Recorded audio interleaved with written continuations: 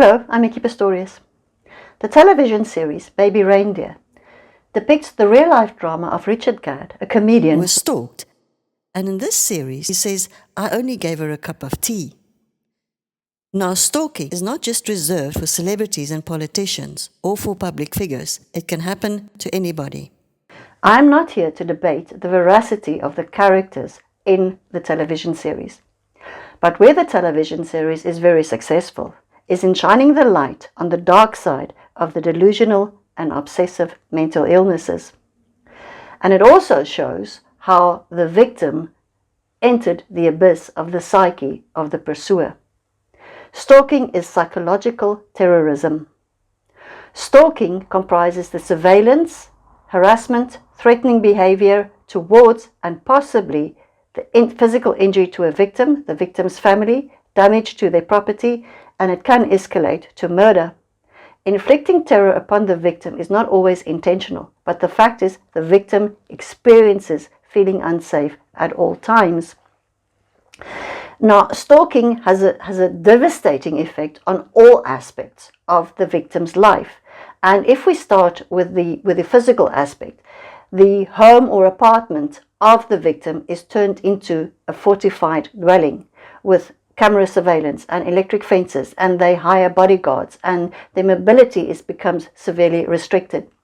From a health point of view, they are in a chronic stress syndrome. This is a cortisol trap of the sympathetic nervous system, and it can affect their gastrointestinal organs and the heart, and they can have a stroke, and people living in a chronic stress can eventually land up in hospital. But the psychological toll on the victim is the worst, because the victim becomes the captive and the hostage of the stalker. They are overwhelmed with negative emotions such as rage and fear and irritability and anger, and they are caught in the labyrinth of these emotions until they finally bog down with a debilitating depression where they just cannot do anything anymore. And it is unfair. They didn't ask for this to happen. Now, the stalker might go to the gym, or the stalker might go buy groceries or go to work, and in those moments the stalker is not thinking about the victim. But this freedom of headspace is not a luxury for the victim, because the victim is forever thinking of when the stalker is going to hit or manifest again. They never have respite from this. As depicted in Baby Reindeer as well, sometimes the victim, as in this case, went down the rabbit hole of trying to find explanations for the stalker's behavior. Now, it makes sense as humans that we want to know more about something that we cannot understand and that we fear. Even as psychologists and psychiatrists, we will admit that stalking behavior is very confusing and irrational. I always say, do not expect rational behavior from an irrational mind. And some victims may also develop empathy for the stalkers, very much like a Stockholm syndrome. And at some stage, the stalker might withdraw their attention, and then the victim will experience the symptoms of being ghosted. And this can be very confusing, and they don't know where the snake is. And just when they feel it's safe to go back into the water, the stalker strikes again. And then they have the confusing ambivalence of relief on the one hand, that the stalker is there and they know where the danger is coming from. And on the other hand, again, they are caught in the trap of fear. To understand the complicated psyche of the stalker, it is necessary for us to look at mental illnesses and personality disorders, and they are not the same. And by the way, serial killers do not suffer from mental illnesses, but stalkers do. Now, a mental illness has a debilitating effect on the person that is afflicted with it. They struggle to function in their normal daily lives. It's really difficult for them, and they need medication just to cope. They cannot control the mental illness. In some severe cases, literally the brain is disintegrating. They suffer from psychosis. They lose contact with reality. There is a large spectrum of mental illnesses depending on severity, and it might include some brain organicity. Mental illnesses that can feature in stalking would be a paranoid schizophrenia, which is the worst, a paranoid delusional disorder, bipolar affective disorder.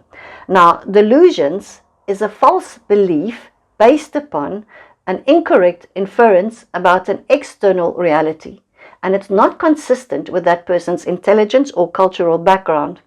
The person firmly believes in the delusion, and they cannot be convinced otherwise, despite even if they are confronted with reality. Now, if we move on to personality disorders, which are not mental illnesses, a personality disorder is a pervasive, ingrained, unfavorable, maladaptive, rigid behavioral pattern or traits from a person with a personality disorders. But it manifests mostly in their interpersonal relationships, which is usually alienated. Personality disorders that we can find in stalking could be a paranoid personality disorder, it could be a borderline personality disorder, perhaps schizoid, obsessive compulsive personality disorders. But let's look at a paranoid personality disorder. Now, this person has a long-standing suspiciousness and mistrust of other people. They do not take responsibility for their own emotions, and they always feel that the other people are at fault. In their relationships with them, they are hostile, they are angry, they are irritable, they are aggressive, and they are argumentative.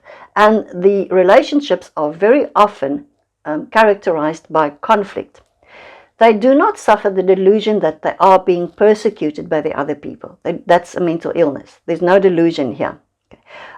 And it could be towards their romantic partners, but it also includes their friends, their colleagues, and just plain acquaintances that they know. They judge and criticize and find fault with every aspect of the other person's life if they believe that the other person is not living their lives the way the person with a personality disorder thinks they should live their lives.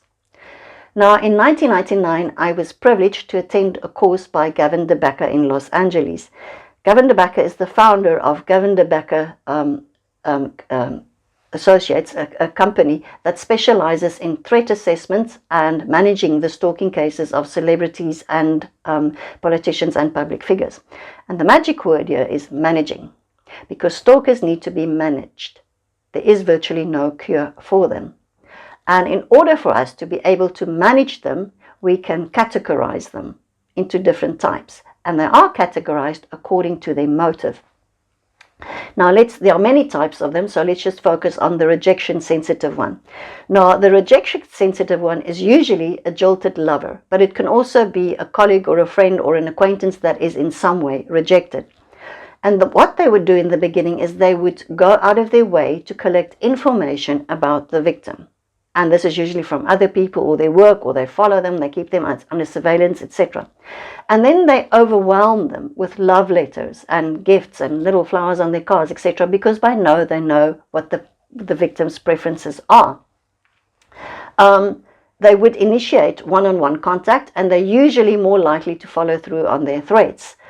Now, this is usually a long-standing stalking. However, it can be of short duration. For instance, in online dating services, the people talk for a while, and then eventually they agree that they would date, and after the first or second date, one of the persons decide, but this is not going to work, there is no spark, and they want to move on. So in online dating sites, it is usually acceptable, or an unwritten rule, that if there is no spark, that you can move on, just swipe left and moved on. However, the person with the rejection sensitivity is now being ghosted. And if they do not have a good reason for the radio silence, they turn nasty. And then they might launch a relentless stalking campaign against the other person. If they get confronted with this, or if they can see that the other person is now in a new relationship, this can really escalate. In Baby Reindeer, there wasn't a love relationship between the two characters. They were just acquaintances, known each other from the pub that they visited. So if you'd like to know more about mental illnesses and personality disorders, the different types of stalkers and cases that I've profiled of stalking, then I'd like to invite you to join my Patreon community on the Patreon platform, Micki Pistorius. Thank you very much for joining and supporting me there. And I hope that you find my videos on YouTube, which will continue, inspirational and educational. Thank you very much.